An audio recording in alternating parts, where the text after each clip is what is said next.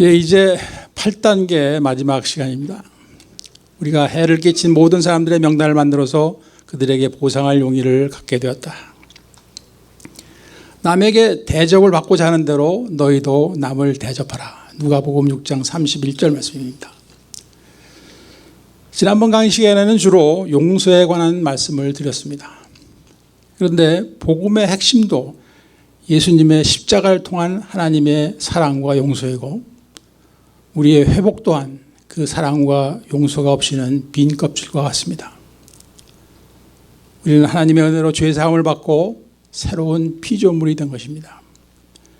그리고 이 구원과 함께 우리들의 삶 속에서 건강한 인간관계의 회복이 이루어질 때 우리는 건강한 자아상을 가질 수 있게 됩니다.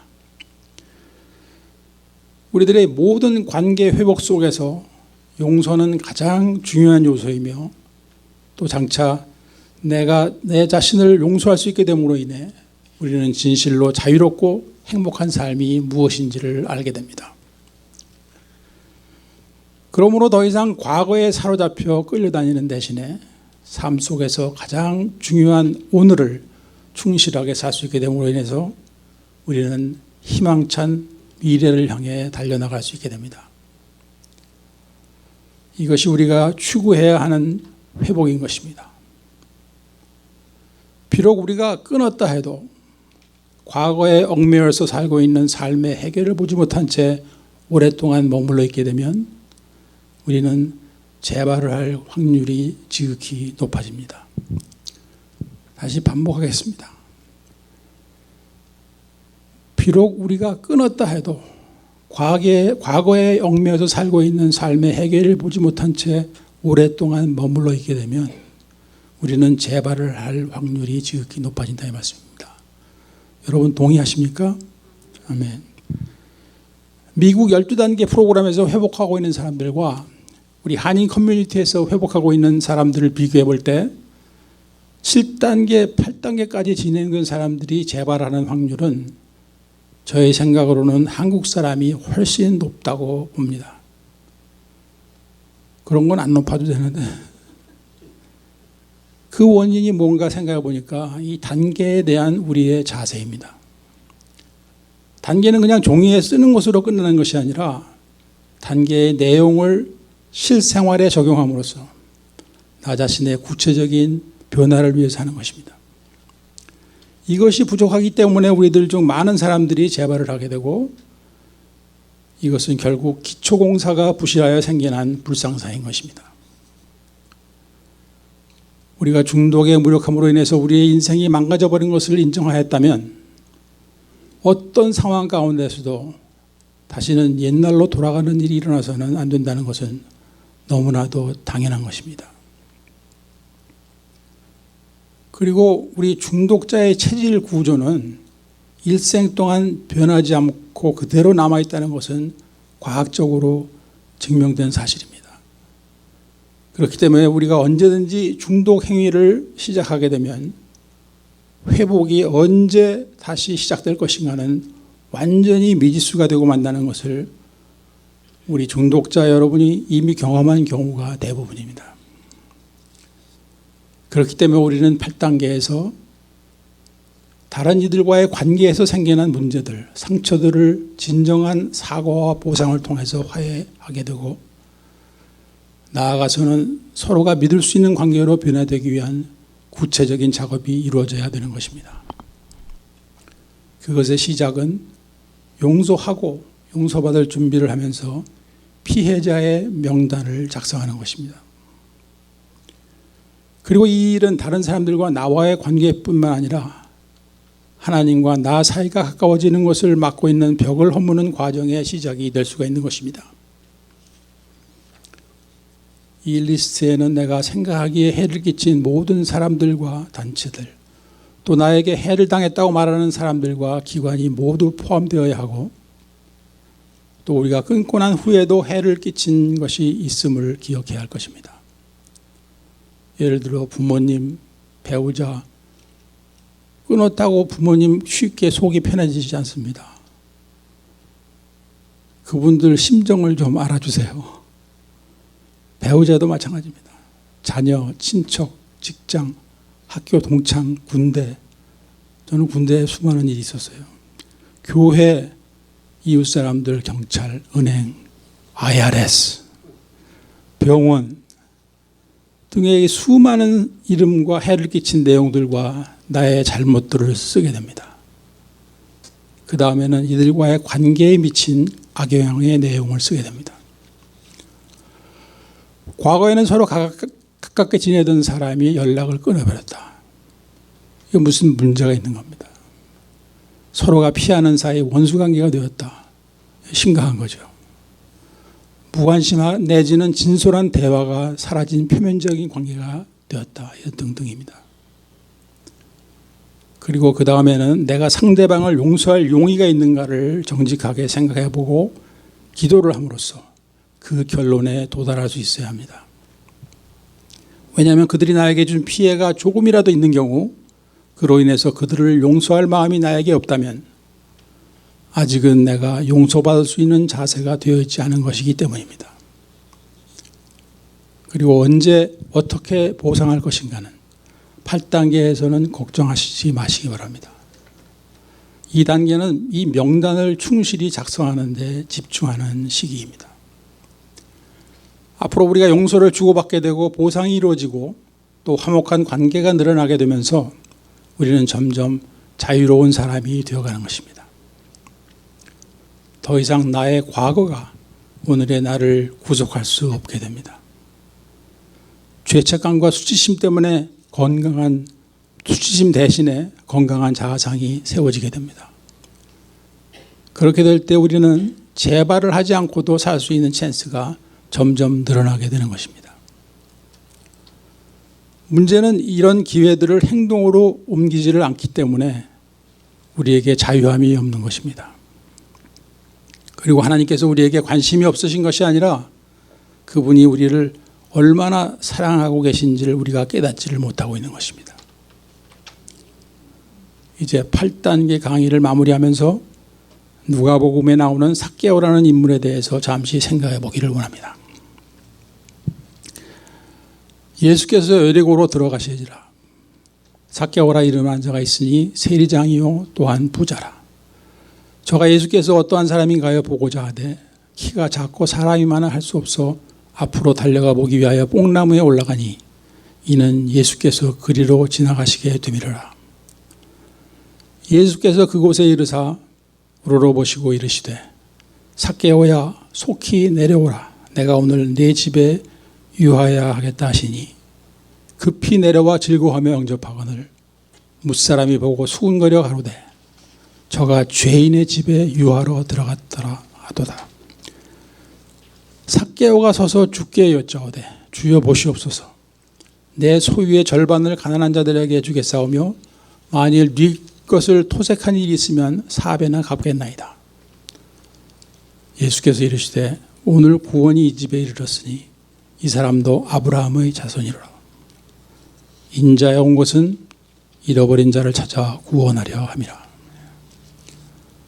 우리들에게는 매우 익숙한 말씀입니다. 그런데 오늘 저녁에는 이 삭개오가 바로 나 자신이라고 생각하시면서 들어보시기를 부탁드립니다. 삭개오는 키가 아주 작은 사람이었습니다. 여기 키 큰 사람이 있는데 키 큰 사람도 마찬가지예요. 삭개오의 입장으로 말씀을 들으시기 바랍니다. 아마 어릴 때부터 키가 남들보다 더 작았을 것 같습니다. 이게 추측이에요. 집안도 가난해서 영양가 있는 음식이나 몸에 좋다는 약초 같은 것도 못 먹어보고 살았을 것입니다.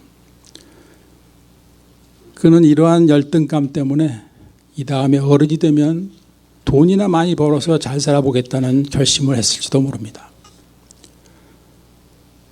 그렇게 해서 세월이 흘러가는 세리장이 되었고 재물도 많이 쌓아놓게 되어 꿈을 이루게 된 줄로 알았는데 그는 자신이 동족들에게 증오의 대상이 되고 있다는 것을 발견하게 됩니다. 결국 그는 자신의 삶의 의미를 찾지 못한 채 다시금 수치심과 죄책감에 사로잡히고 맙니다. 어찌해야 좋을지를 전혀 알지 못했지만 그러나 그는 거기서 주저앉기를 원하지 않았습니다. 삭개오의 진리와 변화에 대한 목마름은 예수님을 보고자 하는 그의 열망을 보아 알 수가 있습니다. 그 당시 예수님이 계신 곳에는 너무나도 많은 사람들이 모여 있었고 또 자신은 키도 아주 작은 사람이었지만 절대로 포기를 하지 않았습니다. 그냥 멀리서나마 예수님의 모습이라도 보고 싶어서 까치발도 해보고 점프도 해보아도 안 되니까 종국에는 나무 위에까지 올라갔습니다. 그 당시 삭개오는 나무 위에 올라가기에는 굉장히 불편하고 또 전혀 어울리지 않는 비싸고 화려한 옷을 입은 세리장이었습니다. 그러나 체면은 더 이상 그의 문제가 되지 않았습니다. 지나가시는 예수님을 꼭 한번 바라보기만 해도 그는 행복할 것 같은 마음이었을지도 모릅니다. 그와 같은 간절한 마음을 가지고 나무에 매달려 있는 사람을 우리 주님께서 놓치실 리가 없습니다. 그를 바라보시는 주님의 눈빛은 지금까지 삭개오가 익숙해져 온 세상 사람들의 증오의 눈빛이 아니라 잃은 양 한 마리를 찾고 계시는 목자의 인자한 눈빛이었습니다. 또한 우리 주님께서는 비단 옷을 입은 삭개오를 보고 계시지 않으셨습니다. 그분께서는 화려한 포장 속에 감추어져 있는 헐벗은 한 영혼을 보신 것입니다. 화려한 포장 속에 감춰져 있는 헐벗은 한 영혼. 우리 사랑하는 길가 식구 여러분, 우리는 술, 마약, 도박 그리고 체면 대신에 자유함을 선택하는 것이 너무나도 당연하게 느껴지는 순간, 그 순간에 우리는 바로 행동으로 옮겨야 합니다. 삭개오는 바로 우리들의 모습이었습니다. 포장 속에 감추어져 있는 헐벗은 한 영혼. 삭개오는 주님의 임재하심 앞에서 지금까지 그를 에워싸고 있던 모든 벽들이 무너져 내리는 것을 체험합니다. 합리화의 벽, 정당화의 벽, 체면의 벽, 절망의 벽, 양심의 소리를 막고 있던 벽들이 무너져 내리고 있습니다. 삭개오, 너는 가망이 없다. 이제는 돌이킬 수 없는 사람이 되어버렸다. 이 세상에 너 같은 사람은 발붙일 곳이 없다라고 말하던 그 벽이 지금 무너져 내리고 있습니다. 그때 삭개오가 그렇게도 중요하게 생각하던 재물과 체면 대신에 자유함을 선택하는 것은 그리 어려운 일이 아니었습니다. 우리들도 술과 마약과 도박과 체면 대신에 자유함을 선택하는 것이 너무나도 당연하게 느껴지는 순간, 그 순간에 우리는 바로 도움을 청하는 겸손한 자세로 바뀌어져야 합니다. 기쁨으로 예수님을 영접한 삭개오는 곧바로 자발적인 해결의 길을 선택합니다. 그 자발적인 해결의 길은 8절 말씀에 나옵니다.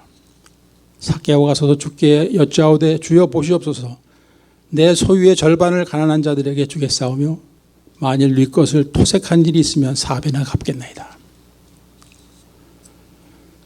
삭개오는 우선 기본으로 자기 소유의 절반을 가난한 사람들을 위해서 내어놓겠다는 것입니다. 그리고 남을 속여서 이익을 본 것이 있다면 4배로 갚아주겠다고 합니다. 여러분, 삭개오에게 이것은 뱅크럽시를 해도 좋다는 말입니다. 왜냐하면 그의 재산의 거의 대부분은 부당하게 만들어진 것이었기 때문입니다. 우리가 아무리 힘들어도 정직하게 정정당당하게 살겠다는 것, 이것이 진정한 회개의 결과입니다. 우리가 아무리 힘들어도 정직하게 정정당당하게 살겠다는 것, 이것이 우리가 흔히 말하는 회개, 그것의 진정한 회개의 결과인 것입니다. 그리고 이것이 용서를 구하는 자세이며 회복을 선택한 자세인 것입니다. 삭개오는 이 순간에 인생관이 완전히 바뀌어버린 것입니다.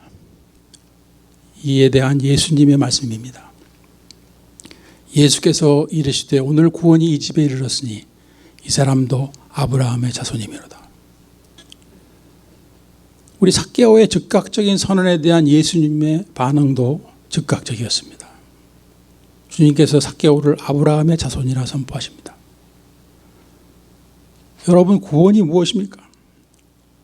죄와 허물로 인하여 멸망으로 가고 있던 우리들에게 새 생명을 허락하시고 주님의 공동체에 접목시켜 주셔서 하나님의 자녀답게 살아갈 수 있게 변화시켜 주실 뿐만 아니라 장차 우리가 이르게 될 천국에 대한 소망을 가지고 기쁨으로 살게 해주시는 것입니다.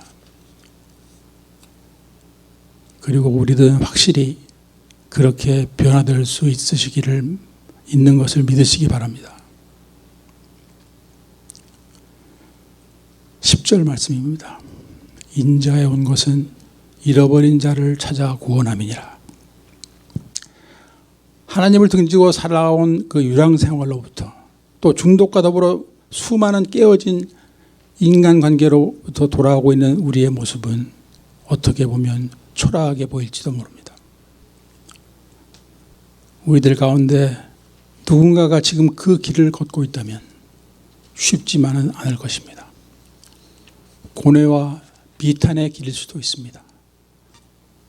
그러나 우리가 걸어가고 있는 그 길에는 예수님께서 함께하고 계시고 계십니다. 그분의 사랑과 은혜가 우리를 살립니다. 주님께서는 잃어버린 자를 구원하시는 분입니다. 그래서 우리는 나무에 매달려서라도 그분을 보기를 원하는 가난한 심령이 되기를 소원해야 하는 것입니다. 그리하여 우리의 삶 속에서도 삭개오에게 일어난 것과 같은 변화가 일어나기를 기대합니다. 그리고 우리가 거듭나고 건강한 자아상을 회복하기 위해서는 하나님의 사랑, 그 사랑을 깊이 체험하고 깨닫는 것이 절대적으로 필요하다고 믿습니다. 하나님의 사랑, 그 사랑을 깊이 체험하고 깨닫는 것이 절대적으로 필요합니다. 사랑장이라고도 불리우는 이 고린도전서 13장 말씀은 하나님의 자녀가 된 우리들이 서로 주고받아야 하는 진정한 사랑에 대한 말씀입니다. 그런데 디키슨이라는 카운슬러가 이 말씀을 우리를 향하신 하나님의 사랑으로 풀어서 쓰신 것을 쉐어하기를 원합니다. 그러니까 사랑장이라고 불리우는 그 말씀은 하나님의 자녀가 된 우리가 서로 주고받아야 하는 진정한 사랑에 대한 말씀이에요. 그런데 이렇게 디킨슨이라는 카운슬러가 이것을 고쳐 쓴 것은 하나님의 사랑이다, 이것을. 그렇다고 주장한 게 아니라 하나님의 사랑으로 비교해서 그 설명을 해보니까 우리가 해야 될 일이 나오는 거예요. 그러니까 고린도전서 13장 4절은 사랑은 오래 참고라고 되어 있죠. 이것은 우리가 어떤 사람을 진정으로 사랑할 때 오래 참을 수 있게 된다는 말씀입니다. 그러나 제가 지금 소개해드리고자 하는 이 글은 어떻게 해석을 했느냐. 해석을 한 게 아니고 자신의 의견을 말한 거예요. 하나님께서 나를 사랑하시기 때문에 나에 대하여 오래 참으신다. 하나님께서 나를 사랑하시기 때문에 나에 대하여 오래 참으신다입니다. 아멘.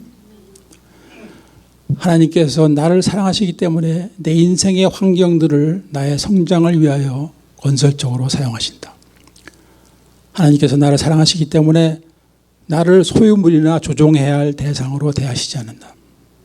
하나님께서 나를 사랑하시기 때문에, 그리고 그분은 하나님이시기 때문에 자신이 얼마나 위대하고 능력이 있는 분이신지를 나에게 강조할 필요가 없다. 또한 하나님께서는 자신이 얼마나 중요한 존재를 보여주기 위해서 그분의 자녀인 나를 하찮게 여기지도 않으신다. 하나님께서는 나를 사랑하시기 때문에 나를 위해 계시며 내가 그분의 사랑 가운데서 성숙하고 발전하는 모습을 보기를 원하신다. 하나님께서 나를 사랑하시기 때문에 내가 범하는 그토록 많은 실수에 대해 분노를 쏟아붓지 않으신다.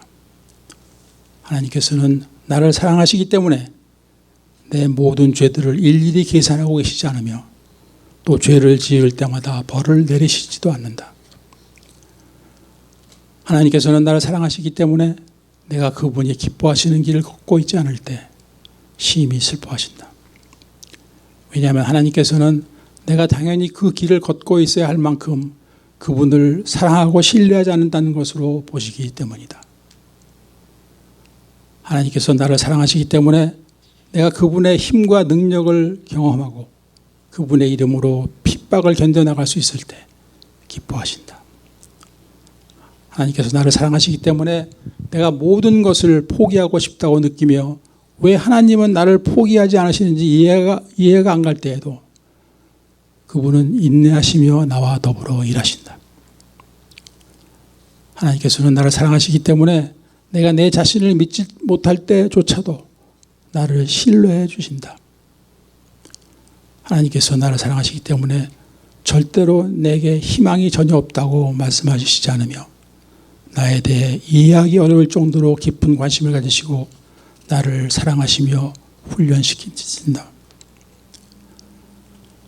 하나님께서 나를 사랑하시기 때문에 비록 나의 많은 친구들이 나를 버릴지라도 그분은 나를 버리시지 않는다. 하나님께서 나를 사랑하시기 때문에 내가 인생의 맨 밑바닥에 떨어져 있을 때도 나와 함께 해주신다.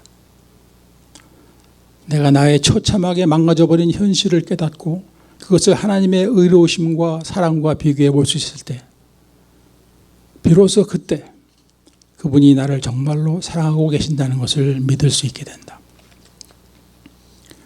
그렇다. 선물 중에서 가장 큰 선물은 하나님의 완전하신 사랑이다. 사랑하는 길갈 식구 여러분, 이 지극하신 하나님의 사랑을 깨닫고 경험하고 나눌 수 있게 됨으로 인하여 우리 모두에게 건강한 자아상의 회복이 이루어지기를 간절히 소원하면서 8당의 강의를 모두 마치겠습니다. 기도하시겠습니다. 하나님 아버지, 저희들이 이 세상에서 우리 마음대로 살아가고 있을 때 어느 곳에서 무엇을 하고 있든지 우리에게는 진정한 자유와 행복이 없었다는 사실을 깨달았습니다. 삭개오는 심령이 가난해짐으로써 주님을 목마르게 기다리게 되었고 그리고 그 주님을 만나게 됨으로써 삶의 우선순위가 바뀌었습니다. 이 세상이 주지 못했던 진정한 자유함이 무엇인지를 알게 됐습니다. 저희들도 이 세상의 모든 짐들을 이 시간 주님 앞에 내려놓기를 원합니다. 돈과 명예와 쾌락을 내려놓습니다. 내 주장과 고집과 자존심을 내려놓습니다. 그동안 지은 모든 죄와 그 죄의 결과들을 내려놓습니다. 그리고 서로를 용서하고 용서받고 보상하기를 결심합니다. 주님의 그 위대하신 사랑을 깊이 체험하고 주님께서 정해주신 길, 서로 사랑하며 살아가는 길을 갈 수 있게 되기를 소원합니다. 저희들을 지켜주시고 인도하여 주시옵소서. 예수님의 이름으로 감사하며 기도드립니다. 아멘.